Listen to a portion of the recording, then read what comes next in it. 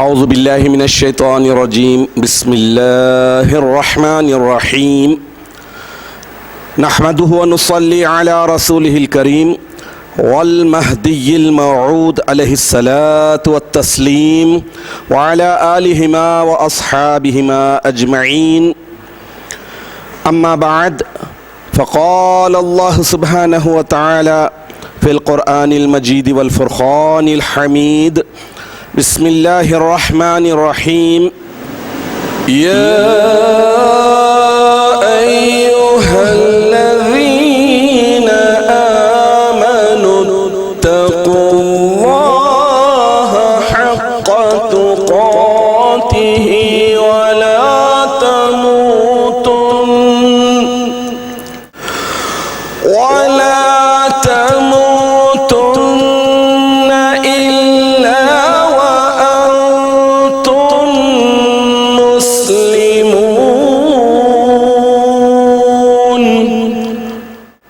صدق اللہ العظیم۔ سورہ آل عمران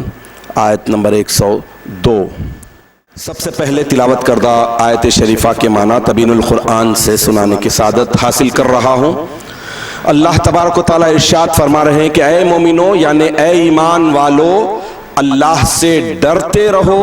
جیسا کہ اس سے ڈرنے کا حق ہے، اور دیکھو نہ مرو اس حالت میں کہ تم مسلمان ہی رہو۔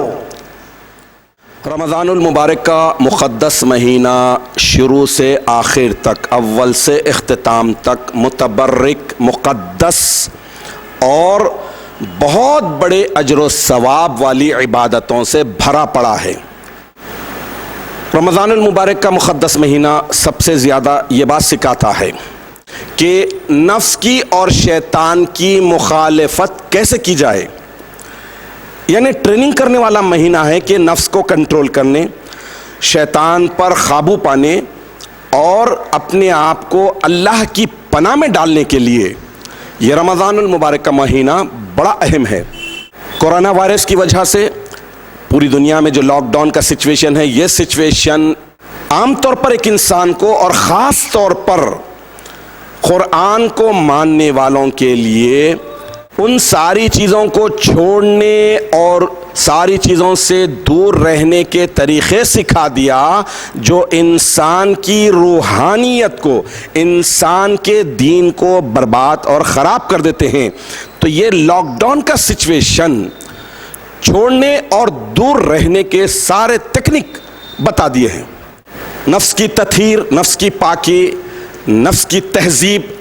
سسٹمیٹک بنانا، اپنے آپ کو ایک بڑے سسٹم سے جوڑنا جو روحانیت والا ہے، یہ سکھا رہا ہے لاک ڈاؤن کا سچویشن۔ یعنی اپنے آپ کو سویلائز کرنے کا بہترین طریقہ بتا رہا ہے۔ سامعین محترم، سورہ آل عمران کی آیت نمبر 102 کی جو تلاوت کا شرف حاصل کیا گیا، اس میں اللہ تبارک و تعالیٰ اہل ایمان سے یعنی ایمان والوں سے مخاطب ہوتے ہوئے ارشاد فرما رہے ہیں کہ اتقوا اللہ، اللہ سے ڈرو، حق تقاتہ کنڈیشنل ہے، جیسا اس سے ڈرنے کا حق ہے، جیسے ریکوائرمنٹس ہیں تقوی کے، ان ریکوائرمنٹس کو پورا کرتے ہوئے اللہ سے ڈرنا یہ سچے اور حقیقی مومن کی پہچان ہے۔ اور آگے یہ بھی بتا دیا گیا کہ کہاں تک ڈرے، کب تک ڈرے، تو انسان کی ظاہری زندگی کے اختتام تک ڈرنے کی بات کر دی گئی۔ وَلَا تَمُوتُنَّ إِلَّا وَأَنْتُمْ مُسْلِمُونَ، اور دیکھو نہ مرو اس حالت میں کہ تم مسلمان ہی رہو۔ مسلمان کا مطلب اپنے آپ کو حوالے کر دینا، سپرد کر دینا، خدا کے حوالے کر دینا، سرنڈر کر دینا۔ تو آخری لمحے تک، موت کے آغوش میں جانے تک ایک مومن بندہ اللہ تبارک و تعالیٰ کی خوشنودی کے تحت اپنے آپ کو خدا کے حوالے کیا رہے۔ تو اس آیت شریفہ میں ایک بندے کی پیدائش سے لے کر اس کے مرنے تک کی جو کیفیت، جو حالت اور جو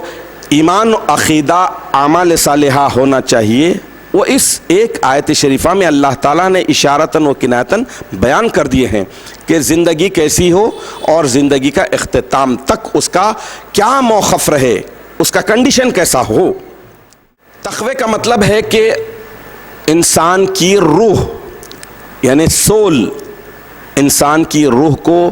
گھائل کر دینے والے سارے اعمال، انسان کی روح کو زخمی اور تار تار کر دینے والے سارے افعال، بلکہ انسان کی روح کو مردگی میں ڈال دینے، مردہ کر دینے، ڈیڈ کر دینے والے وہ سارے ایکٹیویٹیز سے روح کو بچانا تقوی کہلاتا ہے، پرہیزگاری کہلاتا ہے۔ اگر بہت ہی سمپل انداز میں ہم سمجھنا چاہتے ہیں کہ تقوی کسے کہا جاتا ہے تو یوں سمجھ لیجئے کہ اللہ تعالیٰ کی مرضی کو اپنی مرضی پر مقدم جاننا، یعنی اپنی مرضی کو بازو رکھ دے، صرف اور صرف اللہ کی مرضی ہو، اللہ کی مرضی کو امپورٹنس ہی دینی چاہیے۔ یہی ہے تقوی کی بنیاد۔ اگر اس بنیاد کو انسان ہمیشہ تھام کے رکھ لے تو خدا کی قسم اس کے مرنے تک اس کی کنڈیشن، اس کی حالت بالکل ایک مسلمان کی طرح ہی رہے گی۔ اور تقوی ایک ایسی واحد صفت ہے، تقوی ایک ایسی واحد کوالٹی ہے جو دیکھنے میں ہی نہیں آتی، انسین چیز کا نام تقوی ہے۔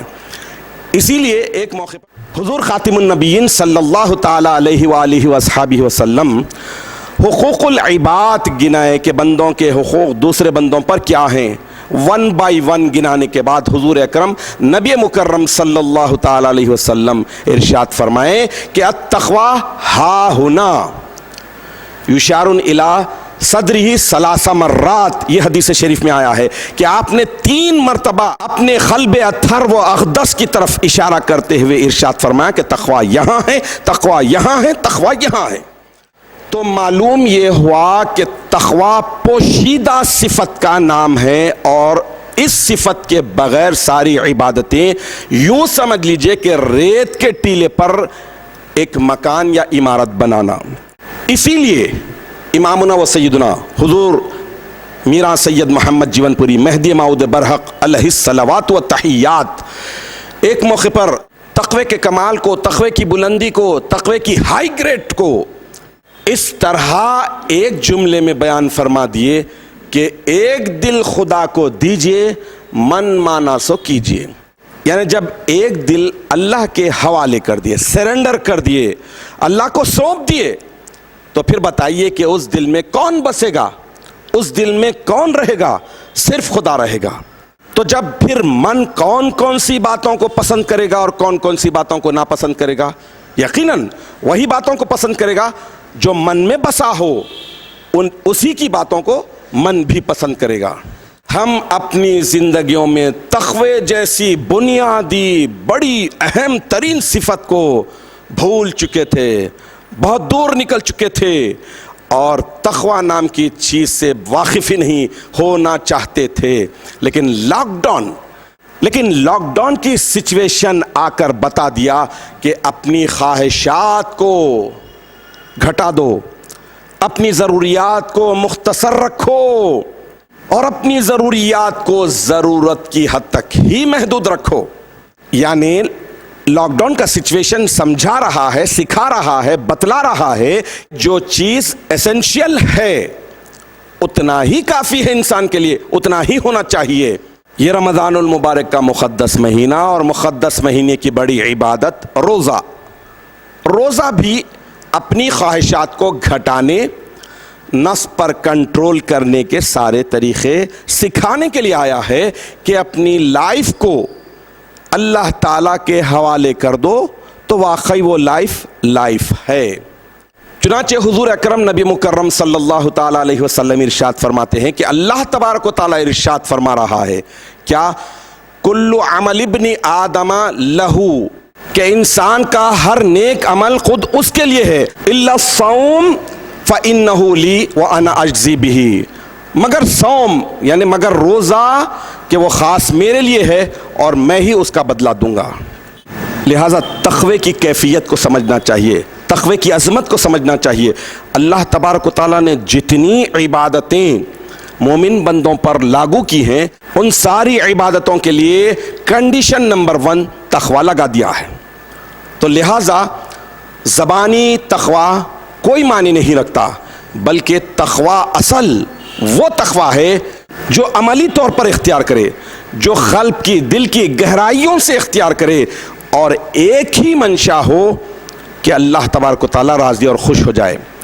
ہر بات میں تقوی ہو، ہر قول میں تقوی ہو، ہر عمل میں تقوی ہونا چاہیے، تب کہیں جا کر ہم وَلَا تَمُوتُنَّ إِلَّا وَأَنْتُمْ مُسْلِمُونَ، نہ مرو اس حالت میں کہ تم مسلمان ہی رہو۔ یہ صفت ہمارے اندر پیدا ہو سکتی ہے کہ ہم مرے دم تک مسلمان کی حیثیت سے اپنے آپ کو باقی رکھنے کی کوششیں کر سکتے ہیں۔ تقوی بنیاد ہے، پرہیزگاری ماسٹر کی ہے، عبادتوں میں حلاوت کی، اور عبادتوں کے قبول کیے جانے کی، اور عبادت میں مداومت یعنی ہمیشگی۔ ایک عبادت کر لی، رمضان المبارک کا مہینہ گزرا، اس کے بعد چھوڑ دیے، یہ نہیں، بلکہ جو کنٹینیوشن ہوتا ہے وہ مداومت۔ وہ عمل اللہ کو پسندیدہ ہے، وہ عمل اللہ تعالیٰ کو بہت پسند ہے جو مداومت والا ہو، کنٹینیوشن والا، ہمیشہ کیا جانے والا۔ ایسی صفتیں دنیا اور آخرت میں نجات کا ذریعہ بنتی ہے۔ اگر تقوی نہیں ہے، پرہیزگاری نہیں ہے، تو پھر یقین جانیے کہ عبادتوں میں حلاوت نہیں رہے گی، بے کیفی، بے سروری۔ نماز کو ٹھہرے تو شیطانی وسوسوں کی الغار، کوئی اور کام کرنا چاہ رہے ہیں، دکھاوا، ریاکاری، مکاری، دھوکہ، یہ ساری چیزیں آ جاتے ہیں۔ اور جتنی بھی تقوی کے بغیر عبادت کی جاتی ہیں وہ بے تکی ہوتی ہیں، بے ڈھنگی ہوتی ہیں، یعنی جن کا کوئی شیپ نہیں ہوتا۔ اور ایسی ساری وہ صفتیں جو تقوی کے بغیر والی ہیں، انسان کے دو جہاں میں، دنیا اور آخرت میں ناکامی کا ذریعہ بنتے ہیں۔ ایک بہت پیارا واقعہ آپ کے سامنے سنانے کی سعادت حاصل کروں گا۔ آج ہر انسان یہ نہیں دیکھ رہا کہ کس سے مل رہا ہے، کس کے ساتھ بیٹھ رہا ہے، کس سے دوستی رکھ رہا ہے، یہ نہیں دیکھ رہے ہیں۔ اچھے برے کی تمیز اٹھ گئی، اچھے کے ساتھ دوستی رکھنی چاہیے، برے کے ساتھ دوستی سے بچنا چاہیے۔ تو آپ اس واقعے سے اندازہ لگائیں گے کہ عبادتوں پر اثر کون کون سی چیزیں ڈال دیتی ہیں، عبادتیں کیسے غارت ہو جاتی ہیں، کیسے بے تکی، بے ڈھنگی اور جن کا شیپ نہیں ہوتا ویسی قرار پاتی ہیں۔ چنانچہ حضرت امام حسن بصری رحمۃ اللہ علیہ، جنہیں دنیا امام العارفین مانتی ہے، معرفت کے امام مانتی ہے، ان کے پاس ایک شخص آیا اور عرض کرنے لگا کہ حضرت میں عبادتیں کر رہا ہوں، اللہ کی بندگی کر رہا ہوں، لیکن کچھ عرصے سے مجھے میری عبادتوں میں جو حلاوت آتی تھی، جو سکون ملتا تھا، جو ٹیسٹ ملتا تھا، جو روحانی اطمینان میسر آتا تھا، اب کچھ عرصے سے مجھے وہ اطمینان، وہ حلاوت، وہ سکون نہیں مل رہا ہے۔ کیا بات ہے؟ دیکھیے، طریقہ بھی ہے کہ جس سے ریلیٹڈ بات ہوتی ہے اسی کے سامنے پیش کیا جاتا ہے۔ اب یہ روحانی مریض تھا تو اب یہ روحانی ڈاکٹر کے پاس ہی جائے گا۔ تو حضرت امام حسن بصری رحمۃ اللہ علیہ روحانیت کے امام ہیں، ان کے پاس آیا، اپنی بڑی روحانی بیماری کے تعلق سے عرض کرا کہ عبادت کرنے کے باوجود روحانی تسکین نہیں مل رہی ہے،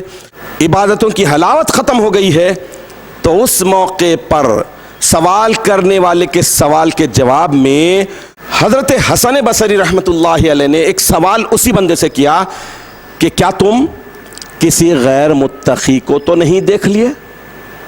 اللہ کی پناہ، کتنی بڑی بات! یعنی کسی غیر متقی کو، غیر پرہیزگار کو، جو اللہ کے احکامات کے خلاف زندگی بسر کر رہا ہے، اپنی منمانی کر رہا ہے، اللہ کی مرضی پر اپنی مرضی تھوپ رہا ہے، اسے غیر متقی کہتے ہیں۔ یعنی عبادتوں کی حلاوت چھین لیے جانے کے لیے یہی بات کافی ہے کہ صرف غیر متقی کو کوئی دیکھ لے۔ اگر کوئی غیر متقی کی صحبت میں ہے، غیر متقی، غیر پرہیزگار، اللہ کا نافرمان اس کے ساتھ دن اور رات بتا رہا ہے، تو سوچئے عبادتوں کی حلاوت کہاں ملے گی؟ یعنی غیر متقی اور غیر پرہیزگار کو صرف دیکھنے سے عبادتوں کی حلاوت چھین لی جاتی ہے، تو یہ رمضان المبارک کا مہینہ تو ایک مومن بندے کو کمپلیٹلی مکمل طور پر متقی اور پرہیزگار بنانے کے لیے آیا ہے۔ روزے کی غرض و غائد بھی اللہ تعالیٰ فرما رہے ہیں کہ اے ایمان والو، جس طرح پچھلے لوگوں پر روزے فرض کیے گئے تھے ویسے ہی تم پر بھی فرض کیے گئے ہیں لعلکم تتقون، تاکہ تم متقی اور پرہیزگار بن جاؤ، نکھر جاؤ، سنور جاؤ، چھن چھنا کر اچھے لوگ بن جاؤ۔ رمضان المبارک کا مقدس مہینہ اور مقدس مہینے کی ہر عبادت گزار کو متقی اور پرہیزگار بناتی ہے، لیکن اس کے لیے شرط ہے کہ تقویٰ یہاں ہونا چاہیے، دل کی تہ میں تقویٰ، ڈر، پرہیزگاری، خشیت، اللہ کا خوف ہونا چاہیے، تو پھر عبادتیں رنگ لاتی ہیں، اور عبادتیں جب رنگ لاتی ہیں تو انسان کے زندگی کا رنگ ہی بدل جاتا ہے۔ لہٰذا ہمیں پوری ایمانداری کے ساتھ، پورے اخلاص اور محبت کے ساتھ رمضان المبارک کی عبادتیں بجا لانا چاہیے۔ آج 16 رمضان المبارک کا دن کا اختتام بھی قریب میں ہونے والا ہے، یقیناً اب کچھ ہی دن باقی ہیں، اور اللہ کی رحمت، مغفرت، شفقت سب عروج پر آ رہے ہیں، بلندی پر آ رہے ہیں، جوش میں آ رہے ہیں، تو بندہ بھی جوش میں آئے۔ اللہ کی رحمت جب جوش میں آ رہی ہے تو بندہ بھی جوش میں آئے، بندہ بھی ہوش میں آئے کہ واہ، یہ رمضان المبارک اگر گزر جائے تو پھر مجھے اگلا رمضان المبارک ملتا ہے یا نہیں۔ تو یقین جانیے کہ پھر عبادتوں میں حلاوت آئے گی، ریاضتوں میں اللہ تعالیٰ ٹیسٹ برقرار رکھے گا، تو آخر میں اللہ تبارک و تعالیٰ کی جناب اقدس میں دل کی گہرائیوں سے دعا ہے کہ الہ العالمین تو ہم تمام مومنین کو اس بات کی توفیق عطا فرما کہ ہر عبادت کو تقویٰ اور پرہیزگاری کے ساتھ ہی بجا لانے کی توفیق عطا فرما، اور تقوی کو زندگی کے ہر معاملے میں، ہر قول میں، ہر فعل میں، ہر عمل میں جاری، ساری اور لاگو کرنے کی ہمت، صلاحیت، طاقت، قوت، توفیق دے، تاکہ ہمارا ہر عمل، ہر بات، ہر قول، ہر عبادت پورے طور پر متقیانہ اور پرہیزگارانہ ہو جائے، تاکہ ہم اسی طرح متقی اور پرہیزگار رہتے رہتے زندگی کے آخری لمحات تک متقی اور پرہیزگار کی حیثیت سے باقی اور برقرار رہیں، اور وہ ساری باتیں، وہ سارے کام، وہ سارے افعال جو تقوی اور پرہیزگاری کو غارت کر دیتے ہیں، تقوی اور پرہیزگاری کو ہمارے قریب آنے نہیں دیتے ہیں، ان سارے افعال سے، ساری باتوں سے ہمیں دور رہنے کی اور بچنے کی توفیق عطا فرما، آمین یا رب العالمین۔ وآخر دعوانا ان الحمد للہ رب العالمین۔